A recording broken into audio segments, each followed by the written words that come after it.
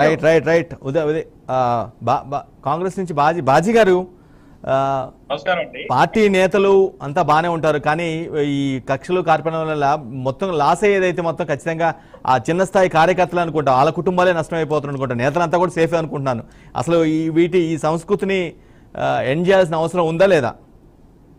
ఖచ్చితంగా అండి, కరెక్ట్ కాదు. ఎందుకంటే పార్టీ అగ్రనేతలు, పార్టీలో ఉన్న ఫస్ట్ సెకండ్ గ్రేడ్ నేతలందరూ చక్కగా ఉంటారండి, ప్రాబ్లం సైలెంట్ గా ఉంటారు. కానీ స్థాయి కార్యకర్తలు సమన్వయం పాటించాల్సిన అవసరం ఉంది. ఎందుకంటే ఇవాళ ఏదైనా నష్టం జరిగినా కానీ మళ్ళీ తిరిగి కూర్చుకునే పరిస్థితి ఉండదండి. ఇప్పుడు ఈ గొడవలు, ఈ హింసలు, దాడులు, ప్రతి దాడుల వల్ల సాధించేదే ఉండదు.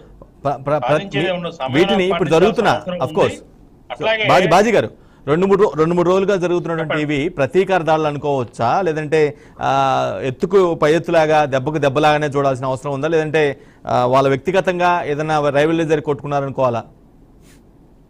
కాదండి, ఇది కొన్ని నియోజకవర్గాల్లో సెన్సిటివ్ నియోజకవర్గాలు ఉన్నాయండి.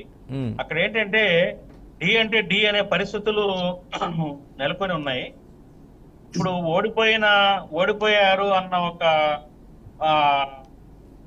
తీవ్రమైన ఒక నిరాశగా అనుకోండి, లేకపోతే ఒక కసి అనుకోండి. ఆ దాని మీద ఏంటంటే కొంతమంది అటు ఓడిపోయిన పార్టీ నుంచి కూడా జరుగుతుంది. అట్లాగే గెలిచిన పార్టీ నుంచి ఉన్న కార్యకర్తలు కూడా కొంత హుందాగా ప్రవర్తించాల్సిన అవసరం ఉంది. ఎందుకంటే ఓడిపోయినంత మాత్రాన గతంలో జరిగిన పరిణామాలన్నీ మరి బేరీజు వేసుకొని మళ్ళీ వీళ్ళ మీద ప్రతిదాడులు చేయాలి అని ఒక అహంకార పూరిత భావజాలంతో ఉండటం అనేది కరెక్ట్ కాదు. దీన్ని ఎవరైనా ఖండించాల్సిందే.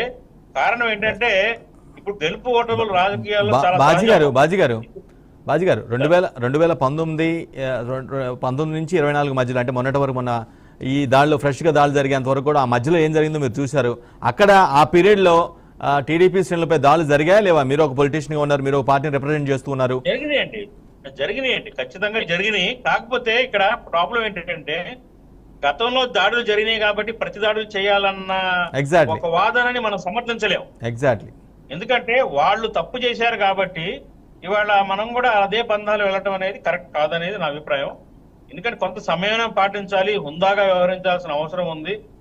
ఇప్పుడు వాళ్ళు చేసిన వైసీపీ శ్రేణులు కానివ్వండి, వైసీపీ విధానాలలో జరిగిన లోటుపాట్ల వల్లే ఇవాళ వాళ్ళు ఫలితాన్ని అనుభవించారండి. మనం ఇప్పుడు గెలిచిన పార్టీ శ్రేణులు కానివ్వండి, నాయకులు కానివ్వండి, హుందాగా దాన్ని తీసుకోవాలి. అట్లాగే నిజంగా ఏదన్నా అవతల పార్టీ వ్యక్తుల నుంచి ఏదన్నా తప్పు జరిగి వాళ్ళు ఏదన్నా థ్రెట్ చేయడానికి ప్రయత్నం చేస్తే ఖచ్చితంగా దాన్ని వారించాల్సిందే. కానీ ఏంటంటే దానికి కూడా ఒక పద్ధతిగా, ఒక హుందాగా దాన్ని తీసుకోవాల్సిన అవసరం ఉందనేది నేను అనుకుంటున్నాను. ఈ విషయాల్లో ఆయా నియోజకవర్గాల్లో ఉన్న అగ్రశ్రేణి నేతలు కూడా కలగజేసుకొని కార్యకర్తలని సమన్వయపరచాల్సిన అవసరం ఎంతైనా ఉందనేది నా ఉద్దేశం. ఎందుకంటే ఇప్పుడు ఇలా దాడులు ప్రతి దాడులు చేసుకుంటా పోతే ఇది ఒక కక్ష కార్పణ్యాలకి నిలువుగా గ్రామాలు మారిపోతాయి. ఇది కంటిన్యూగా పరంపరగా కొనసాగే అవకాశం ఉంటుంది. దీన్ని ఎక్కడో చోట బ్రేక్స్ ఇవ్వాల్సిన అవసరం ఎంతైనా ఉందండి. కాబట్టి ఏంటంటే ఇది బాధ్యత ఎక్కువగా గెలిచిన పార్టీ యొక్క నేతలు, గెలిచిన పార్టీ కార్యకర్తల మీదే ఈ బాధ్యత ఎక్కువగా ఉంది అని నేను భావిస్తున్నానండి. రైట్.